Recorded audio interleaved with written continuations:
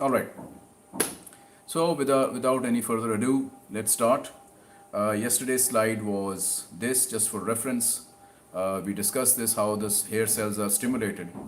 And today we are going to talk about function. Welcome back. I will explain it in some detail, and I will explain it in a way so that you can solve your SEQ and also your MCQs. Why I mention SEQs is that SEQ requires a sequence, a specific sequence. So you need to remember headings under which you will write the concepts. Okay. So there are two headings. In fact, there are three, to be honest. This is the actual slide. This is like the blueprint for your SEQ attempt if you're asked about the functions of the otolith organs, i.e. utricle and saccule. These are four headings that I would like you to preferably go through each one of them in your exam. However, this 1, 2 and 3 is absolutely essential. Fourth one is optional in the sense that if you remember, then please do write a few lines about this to give the examiner the feeling that you know something extra. Okay. However, the first three are compulsory. Okay. So it's the second and the third, which are the mainstay of the function of the utricle and saccule, i.e. their maculae. Okay, maculae is the sensory organ of these sensory receptor of these organs. One is really not a biggie because their tonic discharge we discussed yesterday. In the absence of any significant movement, they just tonically discharge in response to the gravitational pull, and the discharge rate is around 100 per second. So nothing fancy here. It's second and third, which is where the excitement is, and then fourth obviously is just, I hope it tickles your fancy. So starting from number 1, which is in this list, it's basically number 2. So detection of change in head position with respect to gravity, steady state. Steady, yani when the head is steady, it's not dynamic, it's steady. This is that situation, steady state, and we call it static equilibrium. Okay, now I will explain it slowly. Now you remember what we discussed here. Okay, this is the macula with its statoconia. Okay, this is where the calcium carbonate crystals are. This is the fluid that's specific gravity is more than the endolymph. It's heavy. Welcome back. This thick fluid is sitting on top of the hair cells, and you can see the cilia which are protruding inside this fluid, right? So this is what we are talking about. We're talking about this bit here.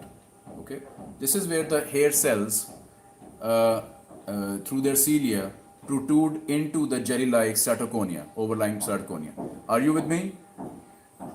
Come on, hurry up. Feedback, please.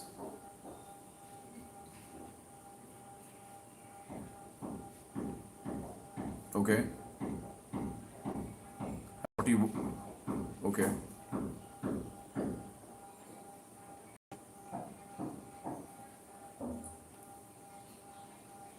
Okay. Fine. So you guys understand.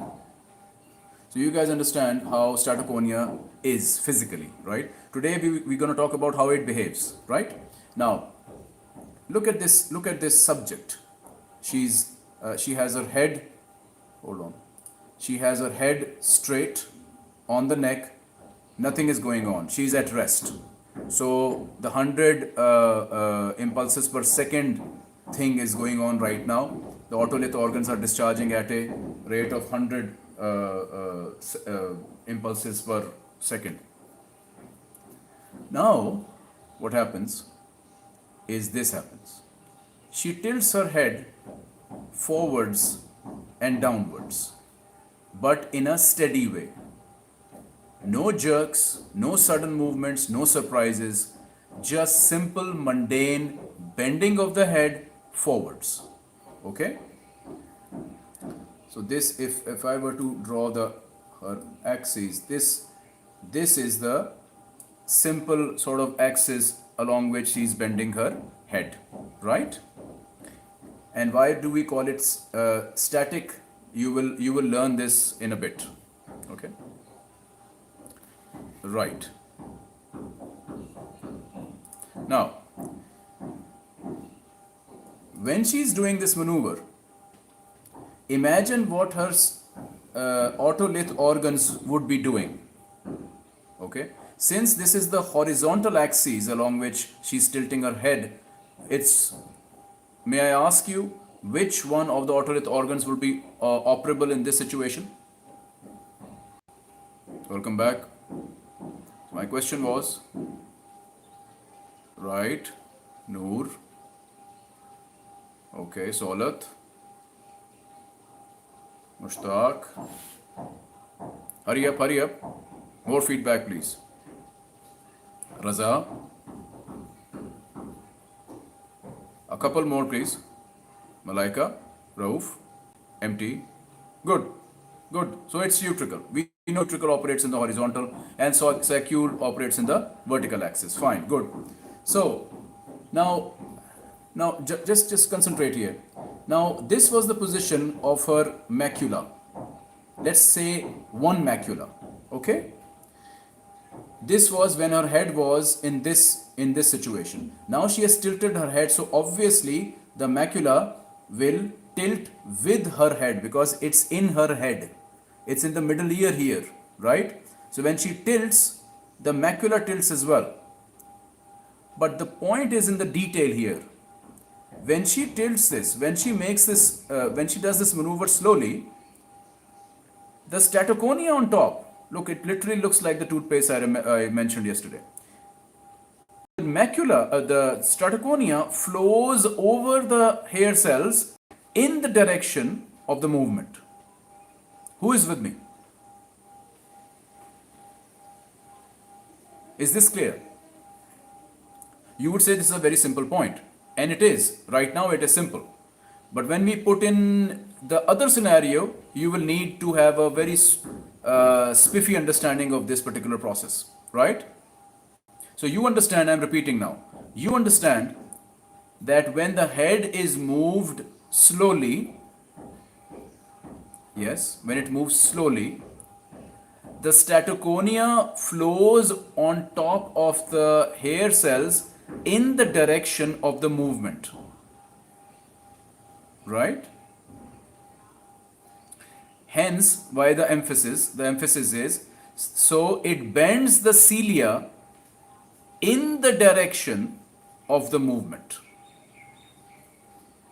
Now you would understand the map that I was talking about. So when certain cilia, hear this out very clearly, when certain cilia get stimulated by this movement, the map will lit up in certain. Welcome back. So the CNS will be apprised of that the head from this position has moved in this direction. It's the movement of the cilia, the certain cilia get turned on, certain cilia get turned off, hair cells rather, and the map gives the CNS a pretty clear understanding of what has happened to the head. Is this clear? Are there questions? Next scenario is a bit complex.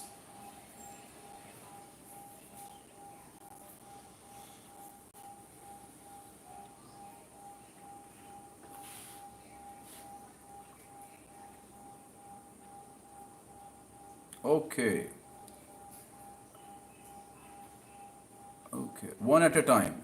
Solids, no sir. What does that mean? Noor, hold that question. That's a very good question. Noor, hold it. I'll start from the top. Solat, what was that no sir about? What don't you understand? Acha, no question. ठीक है. Number 2, deja vu. Abdullah, if it's related to the topic, then yes. If it's not, please hold it. Okay. Number 3. What was number 3?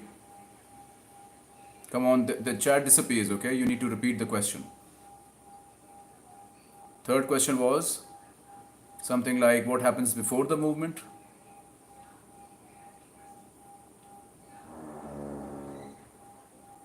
That was a drill machine, guys.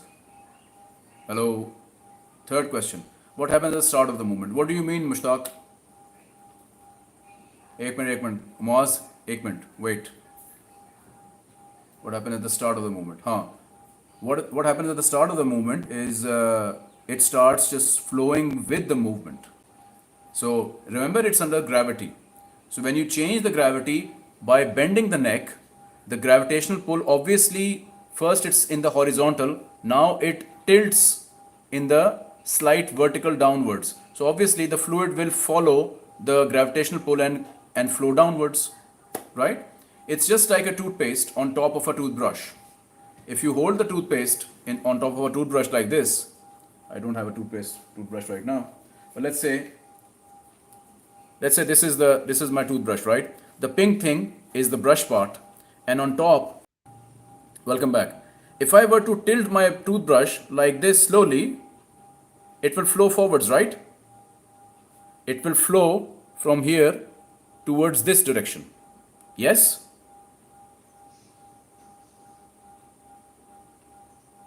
Come on, the pen is not getting any lighter. Yes? Toothbrush waiting.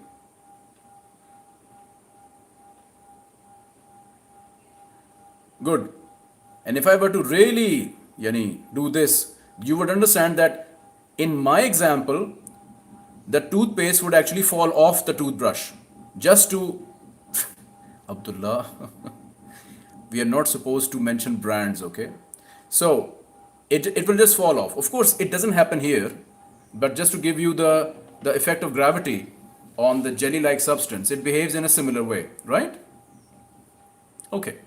So you get a sensation, the CNS is apprised of the change of the head's position in this scenario. This is static equilibrium. This is where the statoconia behaves in a way by which it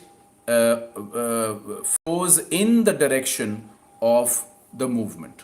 Why do I emphasize this? It will become clear in the next minutes.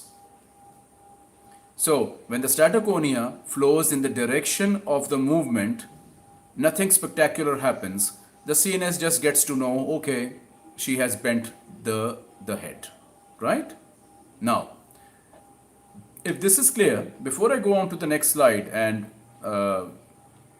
you feel all sorts of excitements, let me present to you a few scenarios. So you are sitting in a car, okay, and one of your naughty colleagues pulls a sudden prank on you and suddenly releases the car from parking to drive. If it's an automatic, if it's a manual, then he suddenly releases the clutch and puts his foot on the gas pedal. The car speeds off from its stationary position, making a screeching sound. Do you get my point? Just like in the movies, right? Do you understand the scenario? Now you, poor you, unknowing of what you're... Welcome back. So what happens to you? You are sitting in the passenger seat. What will happen to you? The car suddenly speeds off in, say, the forward direction. What will happen to you? Waiting for answers.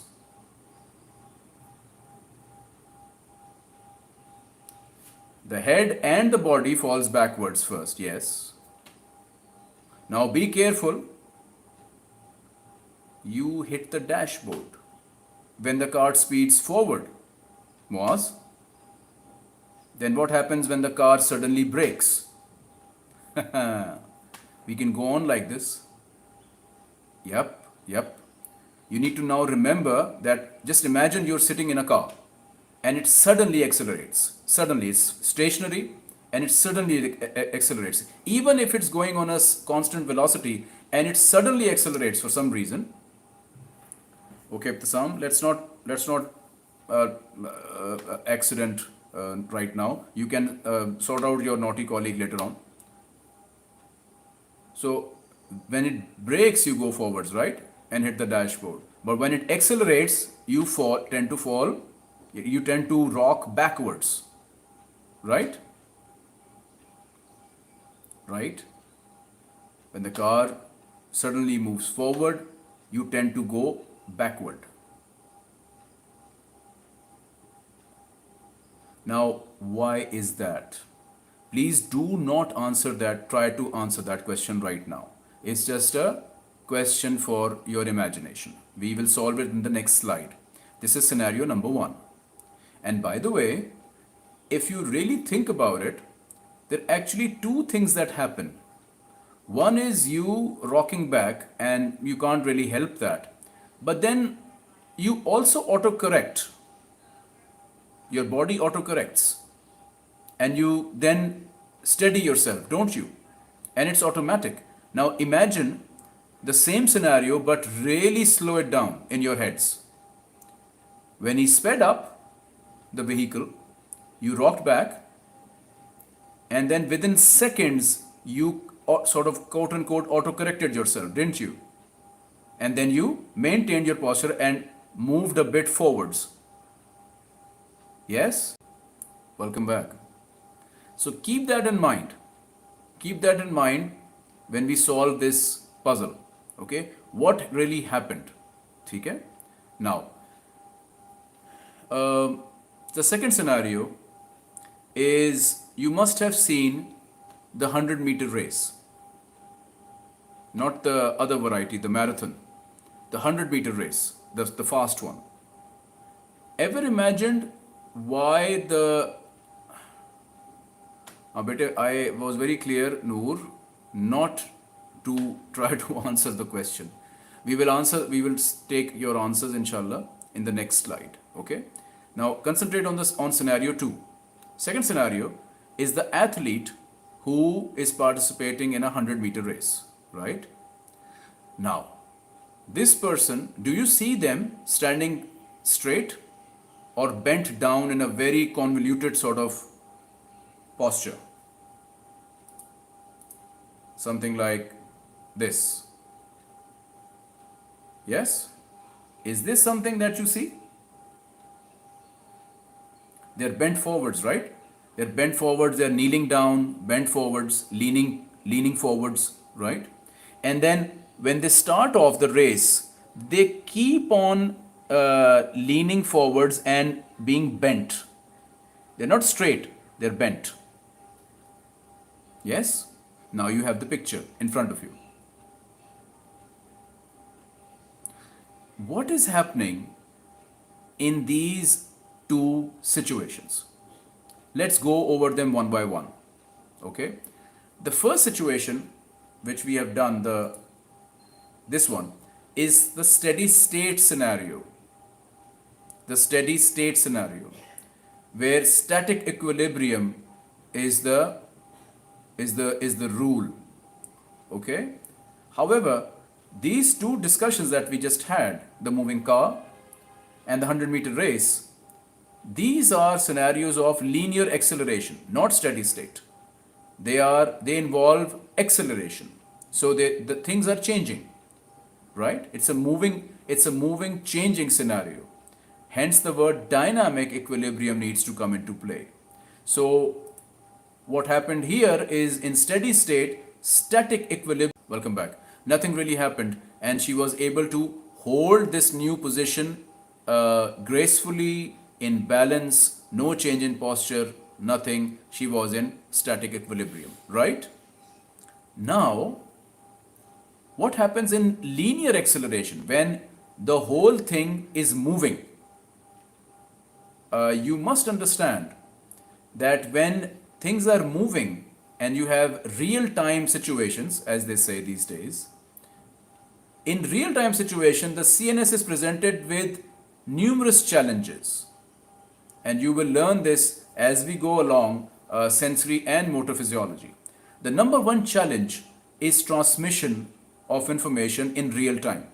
So the receptor is undergoing transformational changes or whatever, right? The action potential are being generated at the level of the receptor. The first challenge is to get this information as quickly as possible to the processor in the brainstem or wherever it's being processed, and then on to the decision maker, the cerebral cortex. So that's number one challenge. Number two challenge is what to do about this changing scenario. Does it require any muscle movement? Does it require any correction of the existing movement? Right? So in real time, number one point is sensory information going up the ladder. Right? And second challenge is to get the motor orders down the ladder in time so that there is no destruction at the level of the effector, the muscle.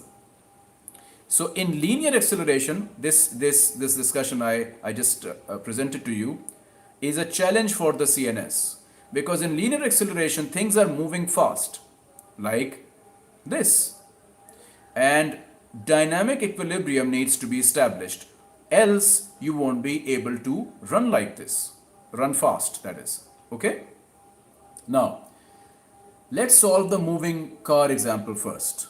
Okay, I'll just go back to this because I don't have this diagram here. I'll just need to go to this diagram here. Okay, I'm talking about this bit here just for reference. Okay, now in the moving car example, what will happen to the statoconia? So because of it being heavy and it having much more inertia than the hair cells, when shabash, welcome back, when you suddenly, and the point is suddenly, you move about your business all the time. When you walk slowly, when you stroll, when you casually move here or there, we are not talking about that. This strong red arrow means there is a thrusting movement in this direction. There is a thrust in this direction. When there is a thrust in this direction, the statoconia will fall back. Actually, it doesn't fall back. Let me tell you the detail here. What actually happens, if you want to really understand this, is the hair cells, they actually are pushed in the direction of the movement. This stays there. It doesn't fall back per se. It actually stays here due to inertia. These guys move forwards. So when they move forward, the overall thing is that the statoconia has opposed the movement, the movement that has caused the hair cells to go forwards. So the hair cells go in the direction of the movement. However, the statoconia, while being stationary, sort of opposes the movement. Did you get that?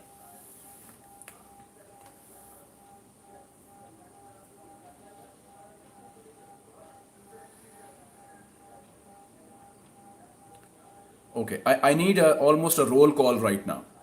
Please identify. Yes, Moavia. So why does it oppose the movement? Okay, I will explain it again. Why do the hair cells follow the movement while our entire body is opposing it? Hold that question, Abdullah. I was about to answer this. Hold that question. Moavia, I will repeat it, but I need a roll call. Come on. People, 49 people on the clock.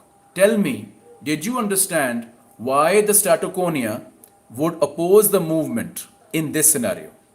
Naeem Bashara, I don't want a roll call, bete. I want you to tell me if this is okay.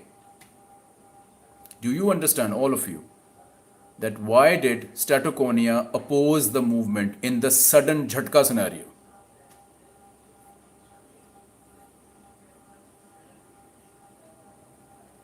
Inertia, because of inertia. Noor, inertia.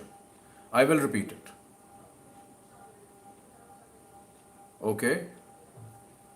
Why? And the money is in the why. Okay. Right. Now, let me. Okay, hold on. It tries to maintain previous position. Yes, Muhammad Dibad. Yes, it does. Inertia or weight, probably. Not probably, definitely Abdur Rahman. It is inertia. Once again, this is my toothbrush. Right? Now concentrate. Forget about answering now. I got it. I'm repeating it anyway. This is my toothbrush. This is the brush part. And on top, you have the toothpaste. Right? Now I tilted it slowly You agreed with me that it will flow with the movement, didn't you? I just discussed it. In this scenario, the statoconia's movement was in the direction of the movement. We just agreed on that, right? Now I bring the same toothpaste on top of the toothbrush, the same instrument, but now I do this. This is the jhatka thing, the sudden thrust. Tell me when the now I'll do it in slow motion, but it's the slow motion of a sudden thrust scenario. When I slowly move forwards quickly, the brush part is lighter. It moves with the movement. The thick jelly on top stays or sort of falls backwards due to inertia, due to its weight. That is why we had calcium carbonate crystals in it. We don't want it disturbed too much in the jhatka scenarios. Yes? Now let's have a roll call again. How many of you, and please don't hesitate. Let me know if you still didn't get it, I'll repeat it a third time. No worries. But what cannot happen is when I ask you tomorrow, you go blank. That is not allowed. Or in the tutorial. Okay. Who else? Come on. 60 people now. ठीक है. So most of you are with the program. Now you understand that when an MCQ comes, bete, of a steady state scenario, static equilibrium scenario, and the question, welcome back. Let me just give you the exam point of view. The MCQ would come in the steady state, static equilibrium scenario.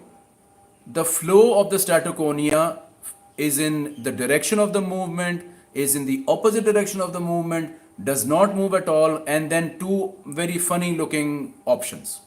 Now you will understand why I went into detail. One, it's conceptually very important. Two, it actually comes as an MCQ. Okay? So conceptually, it's absolutely essential that you understand the concept of inertia. You understand the concept of, okay, in Viva also, the examiner can ask you if he or she is a conceptual person and likes this subject, then he or she can ask you, well, bete, why do we have calcium carbonate crystals in the statoconia? If you get a question like that, this is your moment to shine. If you connect this rather simple looking question with static and dynamic equilibrium states, you are a winner, right? So in this scenario, the flow is in the direction of the movement and nothing spectacular happens. It moves slowly to maintain, after some time to maintain equilibrium, of course. When I explain to you what happens in the dynamic one, you will understand the significance of it's moving in the direction of the movement. You will understand it in a bit. So, now when we have established that in the moving car example, the statoconia actually opposes the movement. I can say that, right? I can now say this statement without causing any confusion on your part, right? That in the moving car example, the statoconia due to inertia, I'm saying all the keywords now, due to inertia, it opposes, the statoconia's movement opposes the movement of the whole car. Right. Now in this scenario, I just want you to plug in your understanding of the hair cells and the map in the vestibular nuclei that I mentioned yesterday. You need to connect it with that. That's why I emphasize revision of lectures, because these lectures are connected. Welcome back. So, in the steady state, when it flowed in the direction of the movement, it would have stimulated a set of hair cells and would have inhibited another set of hair cells. Agreed? So, by corollary, naturally, when it would oppose the movement, it would do the reverse. it would stimulate another set of cilia or hair cells and inhibit a different set of hair cells. Did you get it?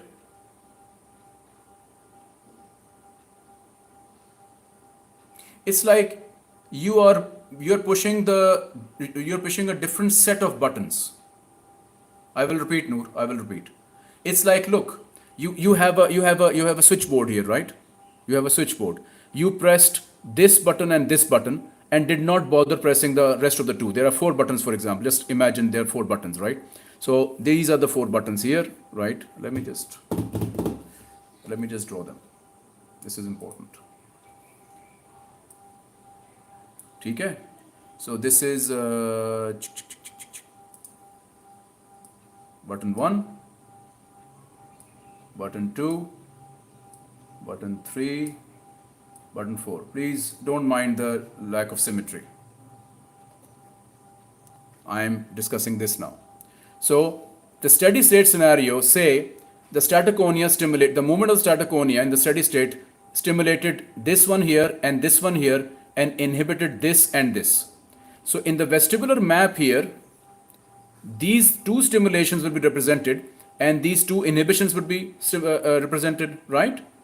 Apprising the CNS that, look, this has happened, which means that the head is in such and such situation. The head is in such and such situation. This is the vestibular nuclei, let's say, right? And this is the higher centers, let's say. Okay? So I think visually you'll learn more. So when you switched this particular button on, these 2 stimulations, welcome back, right? This is what I was saying. So by this map, solving this map, the CNS is apprised of the position of the new position of the head. This is again is yesterday's lecture. I'm just applying this to the static equilibrium scenario. Did you get me? Yes?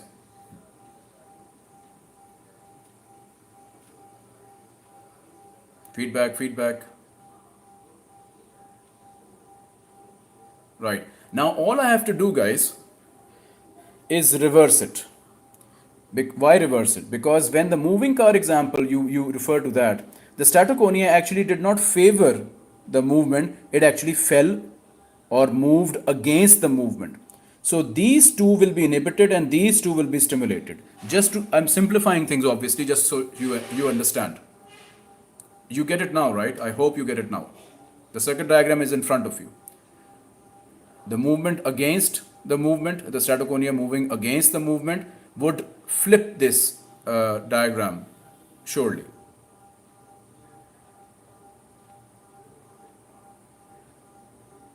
Right?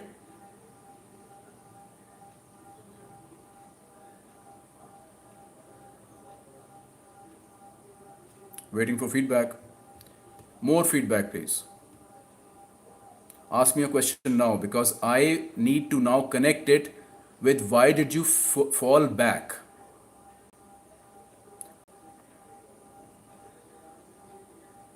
Okay. What happened to Noor? Noor, did you get it?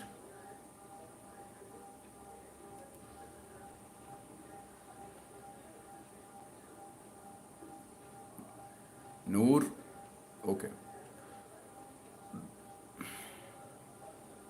Oh, yes, Hamza, okay. All right. Right, let's move forwards. Now, coming to the point where you fell backwards. If you permit me, I'll just stay with my diagram here. I like it like this, okay? Let me just push the computer like this. You still, I hope, can see this, right? Now, let me just move it here. Now, if you are with this diagram, just stay with this, please. What will happen? The cells have been stimulated and such hair cells have been inhibited. Now, remember that the vestibular nuclei also are the origins of the vestibulo spinal tract. Yes or no?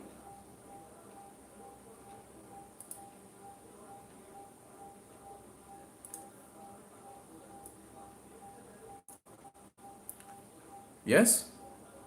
Vestibulospinal tract originates from here.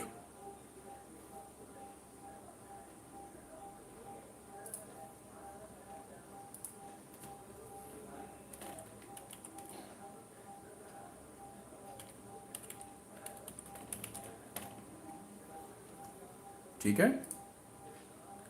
All right. Now, check this out. The vestibulospinal tract holds the key. It holds the key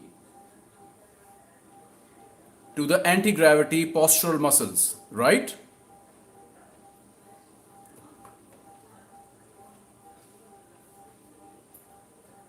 Right?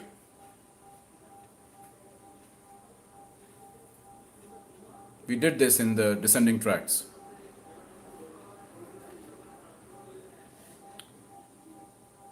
Okay.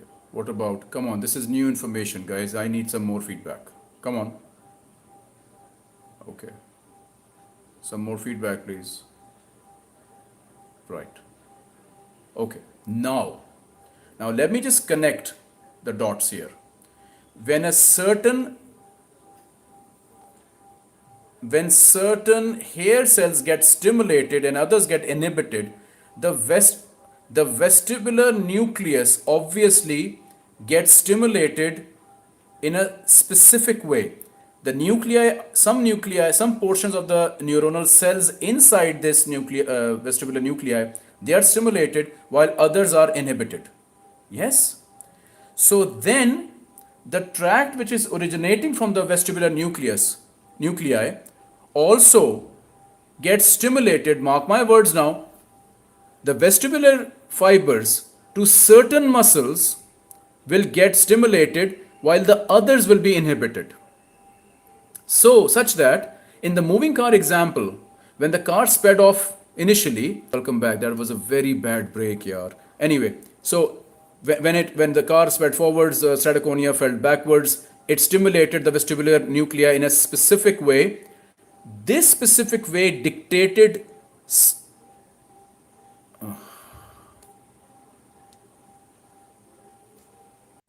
Welcome back. Sorry. There was a phone call. Okay.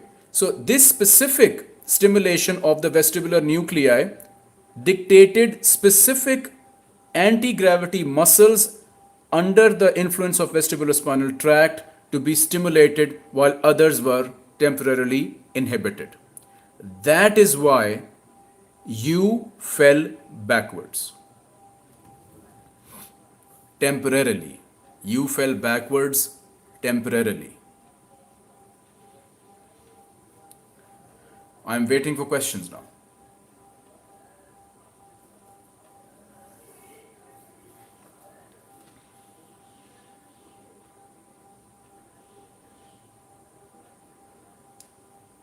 Nope, it's not passive. It's all about the CNS. Because look, it's muscle contraction, isn't it? You falling backwards. I would say, yeah, it's partly inertia, but partly it's muscle contraction, which I just explained. Now, if other people would just quickly tell me how they feel about this understanding. There is one last thing that I need to add, which Guyton very annoyingly does not mention. It mentions it in a very vaguish manner, if at all. What about the others? Come on, hurry up. We are at a sweet spot right now.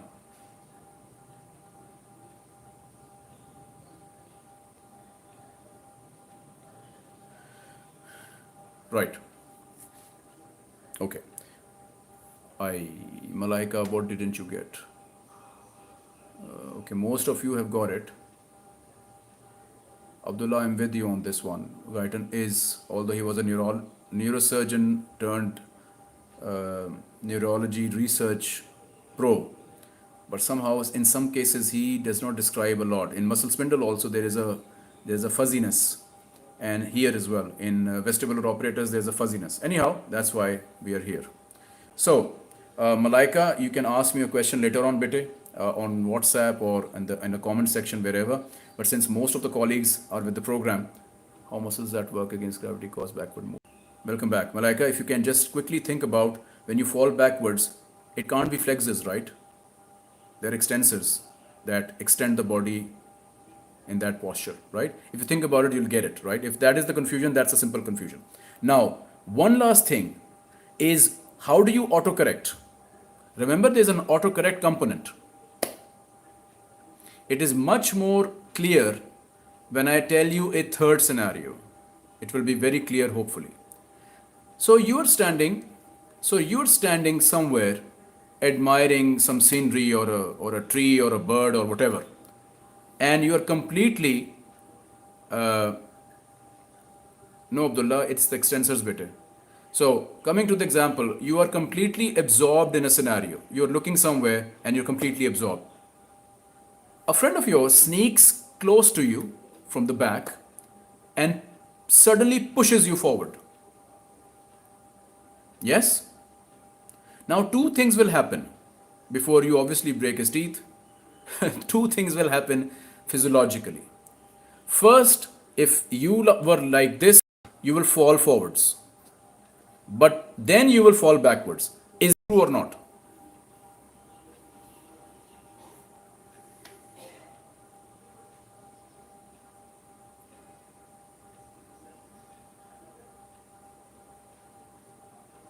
Who else? Who else knows what I'm talking about? It's a physical observation. Whenever you are suddenly thrusted in a direction, you tend to follow that movement, but very quickly you oppose that movement, obviously to maintain equilibrium. Else, if you are standing on top of a mountain, well, good luck to you if you don't autocorrect. Right? So what is this autocorrection? This is the fascination that Guyton somehow skips. So when you fall backwards due to Abdullah identified passive forces and some of the active forces, this is obviously a disequilibrium, correct? Welcome back. On two counts. On one count, it does not like the fact that the statoconia did not give an accurate, quote unquote, accurate information about the direction of the movement. Obviously, it stayed back, it poses the movement, so CNS doesn't like that. It senses that there is a disequilibrium because sensory information is coming to it from other areas as well. So it did not match the somatosensory information of the movement of the thrust from the compared with the information from the vestibular apparatus. So if you understand that, right, you need to listen to this long statement in the recorded lecture, you'll understand it. I need to really go forward now. And also the muscles, the movement, the gross movement of the body passively, and the slight contraction of the muscles also, they contributed to the disequilibrium scenario in this dynamic scenario, right? So now there are writing reflexes, not WRI, not those, writing. Let me write this down. Writing reflexes.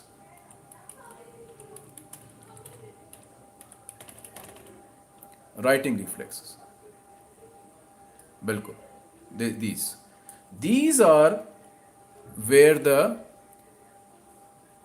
anti-gravity muscles really show their actual potential. Okay. So the writing reflexes, since they are reflexes, they are hardwired. You can actually see these in toddlers as well. Okay. Never push a toddler in any direction suddenly. Okay. But I'm just saying, these are hardwired reflexes. So whenever the body goes into disequilibrium, it automatically contracts a muscle that would oppose this disequilibrium force and puts the body in order. in equilibrium. So if the movement is forwards, it is thrusting you forwards, the body will contract certain muscles in a way that it will push you, it will oppose the forward movement and bring you back to equilibrium. That was the cherry on the cake.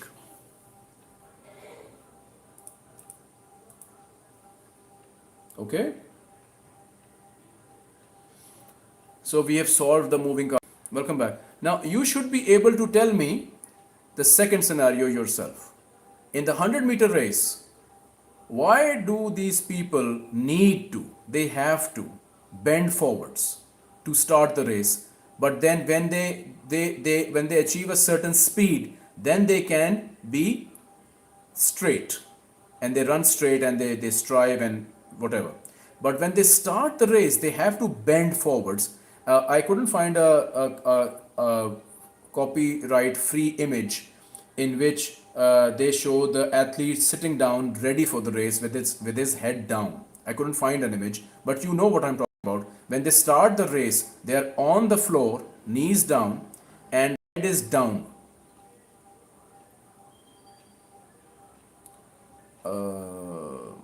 Abdullah, word it properly. I think you've got it. So, to the class, why do they need to bend to start the race? In the sprint, I'm waiting for the answer.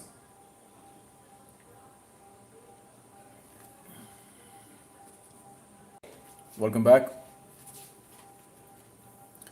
Abdullah Javed, yes, that's the answer, but people need to justify the answer.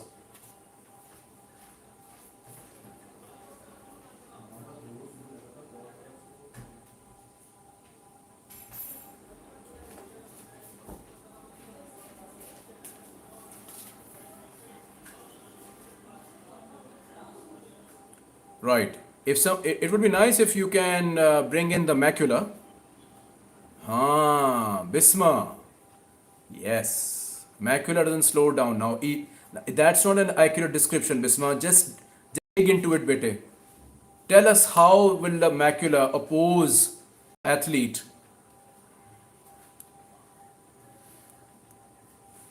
ये बाहर जाके करो बेटे, बाहर जाके करो. मुर्जा करो.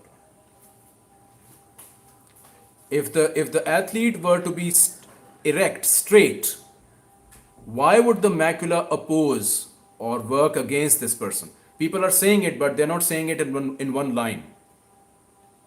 They're not explaining it in the statoconia wali discussion. Quickly.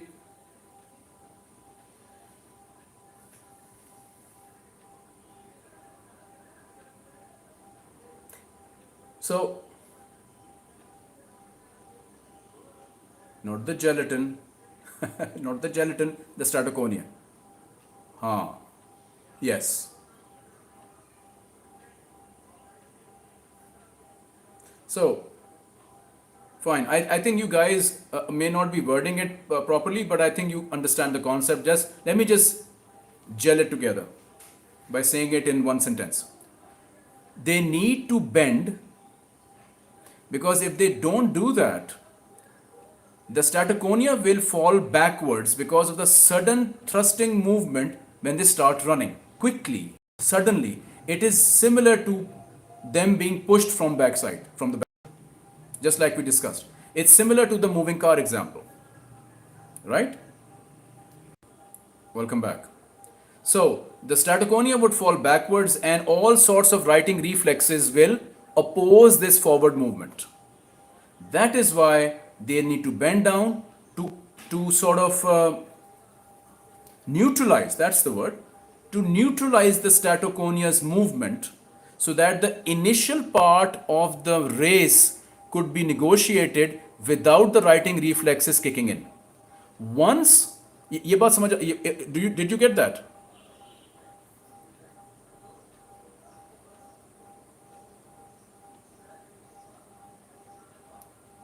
What about the rest? Come on.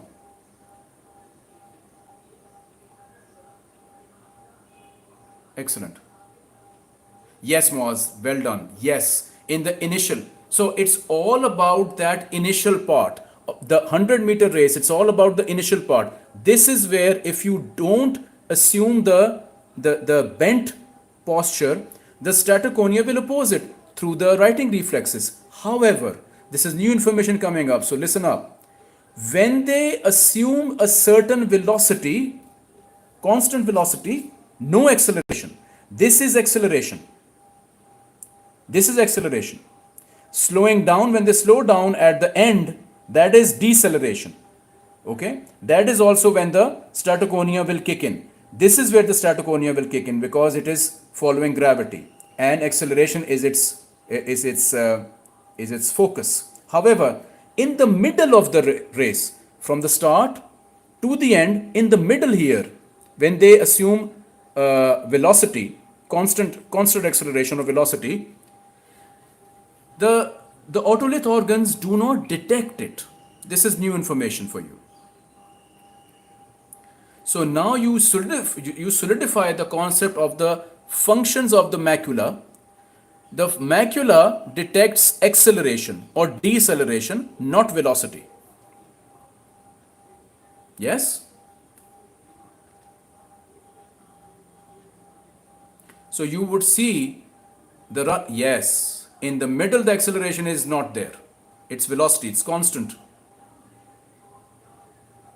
Velocity, bete, velocity. Again, welcome back. I was saying the effect of gravity would be most profound at the start of the race and at the end of the race because of acceleratory forces at the start and at the end. But in the middle, it sorts of averages out. So the effect of gravity on the otolith is not that much.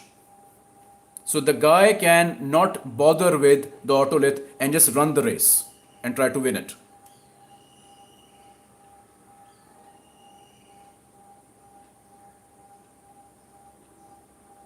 Right? I think we have burned this topic. Properly burnt it. Now just go through this and finish your 100-meter race. The proverbial 100-meter race.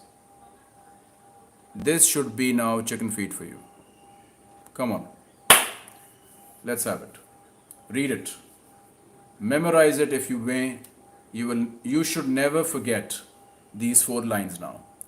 That it discharges tonically when in the absence of head. By the way, the absence of head is not correct, not dead accurate. It's all right. The head is always in a state of slight bobbing on top of the neck. The neck is thin, the head is big, so there's always a slight bob in the head. So yes, the tonic discharge is because of that. Number 2, the linear the steady state scenario, the linear acceleration scenario, the writing reflexes. 4 things that my students should know about the otolith organs. Okay?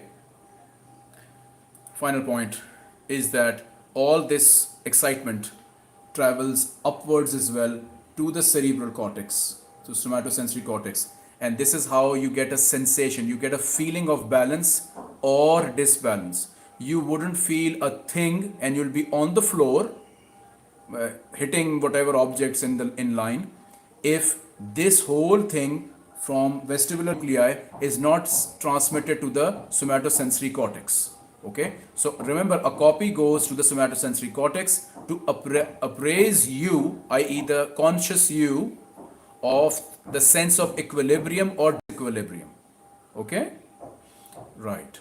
The reflexes are beyond your control, they would happen anyway. However, you deserve to be told when the body is into disequilibrium or equilibrium, and that is what is achieved. While all the automatic stuff happens at the level of the brainstem. Okay, just a mention of vertigo. Vertigo is a symptom, and this is where they say movement without movement. So when the otolith organs or the semicircular canals are inflamed, welcome back. I was talking about vertigo.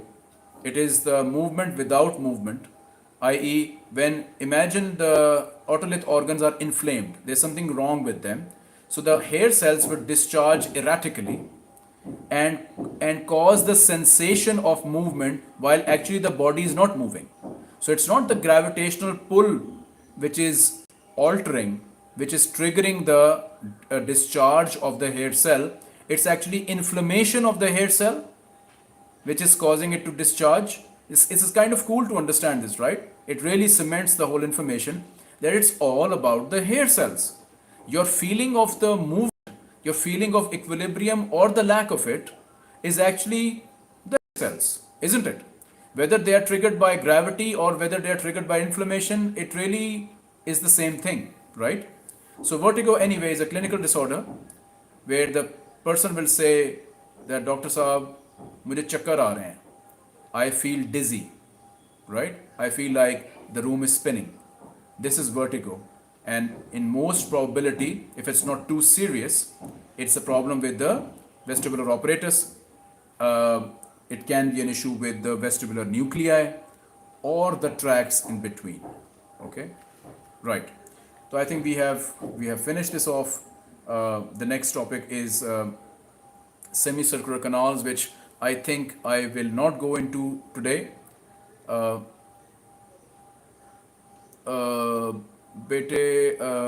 Theta X, the schedule is on Wednesdays and Thursdays from 9 to 11, but I'm flexible for my students, for my college students. So this time does vary sometimes, but it's officially it's 9 to 11 or 12, guys. It's 9 to 12. Sorry, I just sometimes lose track of time. CR, so it's 9 to 12. Okay. 9 to 11, they say. 9 to 11:30 now. Okay, we don't want to give the world a very confused image of this class, all right? It's between 9 to 12. It's variable. The thing is always there anyway, so you can benefit from it. All right, guys. I think I should skip the semicircular canals, defer it to next week. There's a lot of discussion. There's a lot of things to mull over. I again will appeal to go through, welcome back, to go through the lecture again, because Guyton lacks certain details, if you know what I mean. And inshallah, next week on Wednesday, we will cover semicircular canals, and we'll move on to cerebellum as well. Okay? Sure. You can put your roll call now, and off we go. Good, Abdullah. Good to know.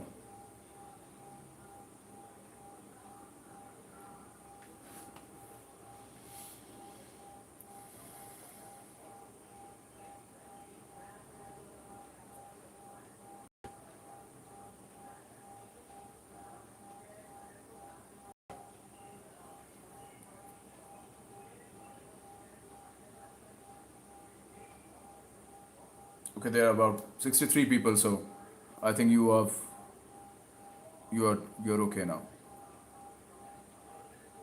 Let me know if you're done, when you're done.